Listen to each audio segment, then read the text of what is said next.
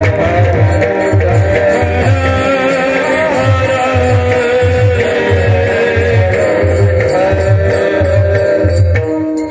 दुसरा प्रश्न असा आहे की खऱ्या अर्थानं ज्याप्रमाणे पुरुषाच्या अंगठ्याचा थेट संबंध हा किडनीशी आहे, तसं मेडिकल सायन्स असं सांगतं सेकंड इयर.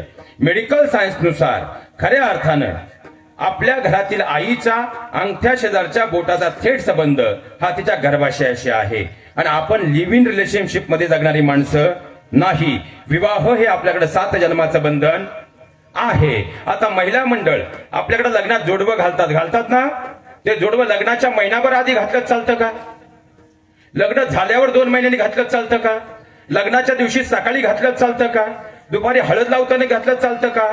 ते लग्नाच्या वेळेसच मंगळसूत्रासोबतच घातलं जातं. याचं कारण असं आहे, विवाह आपल्याकडे 7 जन्माचं बंधन आहे आणि विवाहानंतर गर्भधारणेचं कार्य उत्तम चालावं. कारण मेडिकल सायन्स नुसार आपल्या घरातल्या आईचा अंगठ्या शेजारचा बोटाचा थेट संबंध हा तिच्या गर्भाशयाशी आहे. आणि लग्नानंतर गर्भधारणेचं कार्य अत्यंत उत्तम व्हावं. आणि चांदी ही उत्तम रक्तसुचालक आहे, म्हणून ते जोडवं दुसऱ्याच बोटात घातलं जातं. पण आता आयटीचे लाखाचे पॅकेज आले म्हणून सध्या तुमच्याकडे माहित नाही, पण महाराज आमच्याकडे पुण्याकडे आता ते जोडवं करंगळीत घालण्याचे फॅशन आली आहे. आणि म्हणून गायनालॉजीचे दवाखाने भरभरून चालले. शोकांतिकाय विठ्ठला.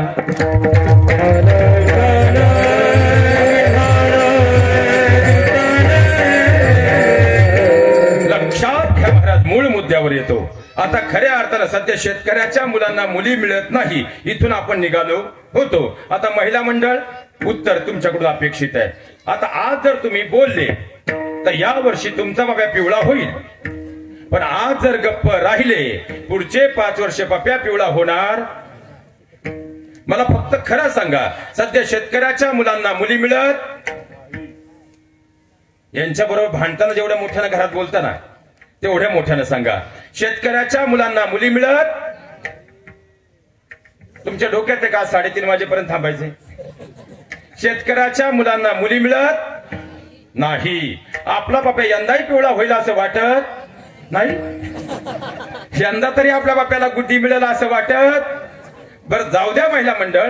मला सांगा, पुरुष मंडळी सगळे शांत, फक्त महिला मंडळ ज्यांना वाटतं महाराज शेतकऱ्याच्या मुलांची अवस्था वाईट आहे, शेतकऱ्याच्या मुलांना मुली मिळायलाच हव्यात, त्या सगळ्यांनी एकदा जोरदार टाळी वाजवा. आज परमात्मा तुमचं ऐकणार आहे. पुरुष मंडळी सगळे शांत, फक्त महिला मंडळ ज्यांना वाटतं महाराज शेतकऱ्याच्या मुलांना मुली मिळायलाच पाहिजेत, त्याने एकदा जोरदार टाळी वाजवा. बरेच नवरदेव आहेत बाबा तुमच्या गावात.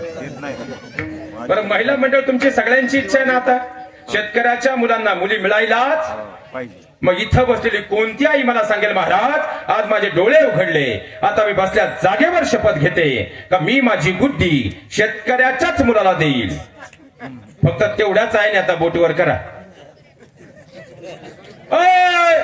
ती बोलत चला